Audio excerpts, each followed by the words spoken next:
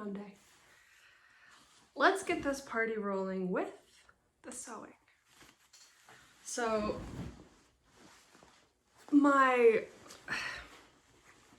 technically it's a dress, but it's also basically an 18th century painter smock.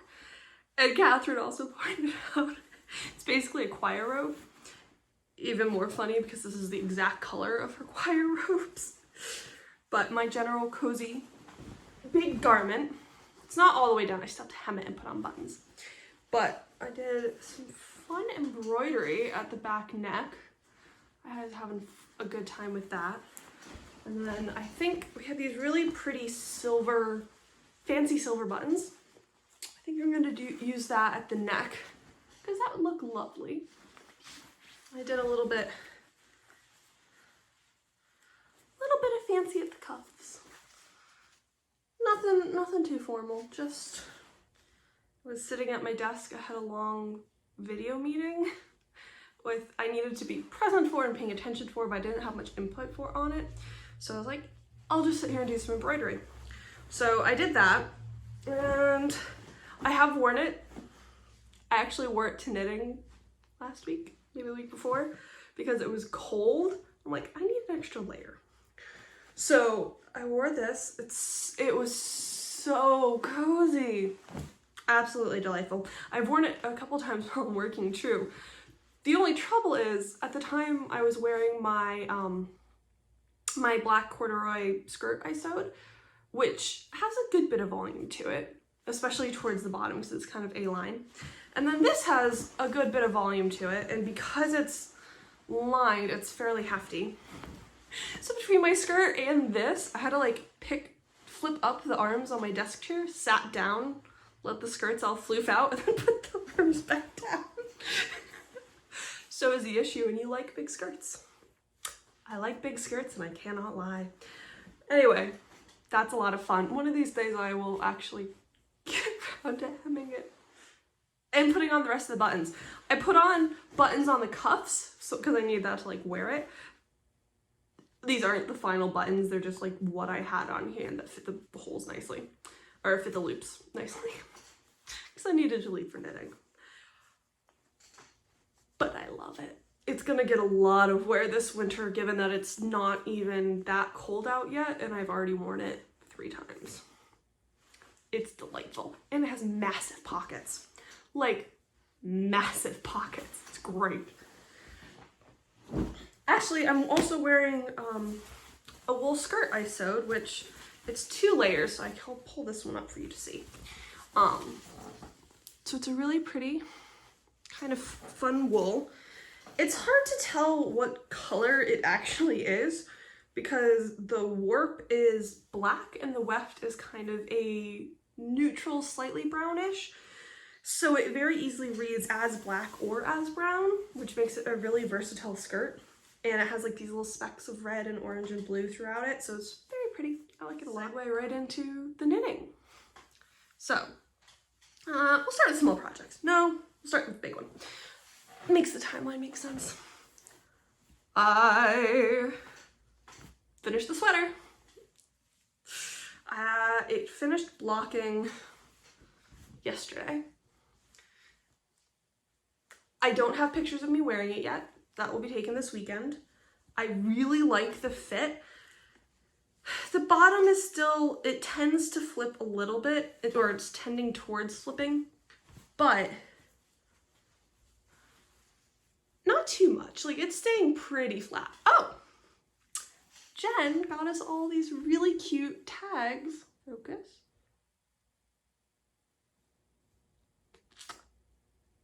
It doesn't want to focus. I'll put a picture right here for that.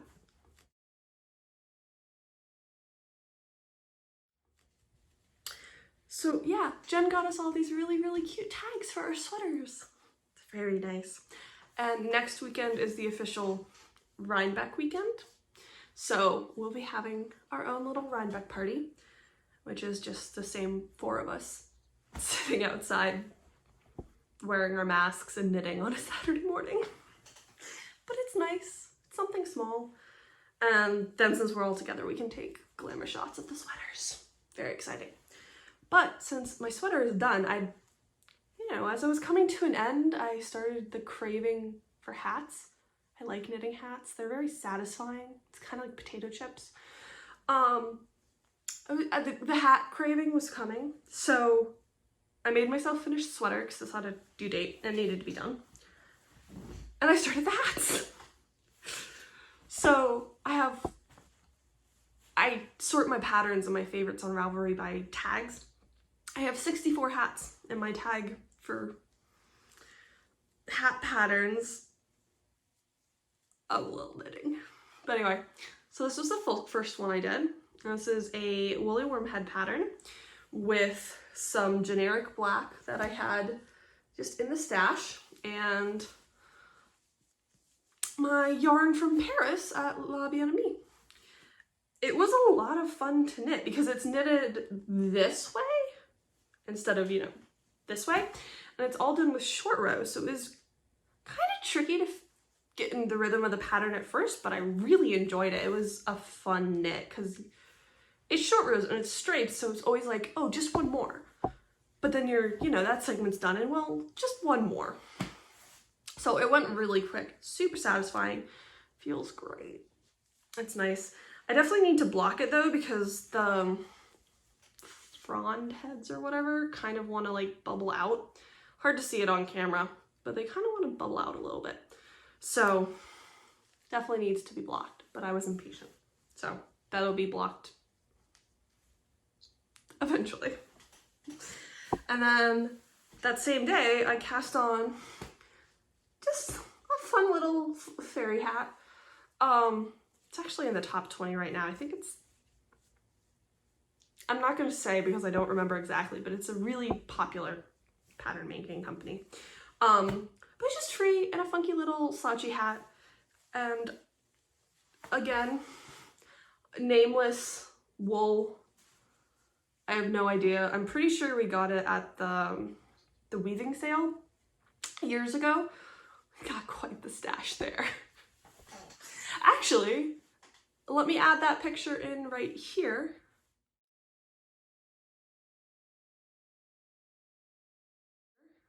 See if we can play where's the yarn. So 2 hats down in a weekend. I'm in the mood for hats. And I cast on my 3rd. So right now I just have the plain boring 1x1 rib, and it's done with a provisional cast on because I'm gonna knit 5 inches and then fold it in half, pick up these bottom stitches and knit them all together so you've got a double thick brim, which is gonna be gorgeous and cozy and luscious. I'm very excited for it. Actually, I did probably like an inch of this today. Honest, I do work for a living kind of a lot, but I've had quite a few like video things that I need to be there for but not commenting on. So there's been some knitting at work recently. And this one was, we had a security training for online security, which I do take seriously, but it's the exact same training we have every year. So this is my 3rd or 4th time doing it. I'm very comfortable with the material at this point. So I knit. That's all the knitting I have. I do have an update into our non-fiber related content. Let's see, last week's Great American Bake-Along was a caramel apple toffee spice cake. It was glorious. Oh, it was so good. And the cake, it was almost like a fruit cake more than a traditional cake because it had, you chop up dates and cook them down in, recipe said apple juice, but I had apple cider on hand. The horror. So you cook them down in apple juice, apple cider, until it's kind of like almost like a jam, and then you fold that into the cake batter along with chopped apples and stuff. So it becomes a very dense cake. So good and so spicy and oh, amazing. And then the frosting has caramel in it. So I had to make, there's 2 different rounds of caramel, one in the topping and one in the frosting. First caramel turned out great. I wasn't paying attention to it. I was doing other things at the same time. There was no anything. Like, it should have failed. Turned out great. The second caramel. Everything else was done. I was giving it my full attention. It crystallized, and then I did it again and it crystallized, and then I did it again and it crystallized. So on the fourth attempt, as I was swearing, I was gonna say in my mind, I wasn't swearing in my mind, but it was fully out loud. I did all of my tricks I knew. I added some lemon juice because that helps to break up the structure of the sugar, so it's less likely to crystallize. I, had my pastry brush with water to do down the sides of the pan. I kept a lid on it because if the sugar, so what makes it crystallize is as the sugar is evaporating, it then clings to the side of the pan and it dries, so it goes back to crystalline sugar, not, dissolved sugar. And if that crystalline sugar drops back into the sugar that's dissolved and turning into caramel, then the sugar that's dissolved and turning into caramel can, like the cell structure, something wants to turn back to crystals. It's really common. It's really irritating because there's no way to save it. Once it has crystallized, it doesn't taste good, it doesn't look good, like it's not caramel. So if you keep a lid on the pot,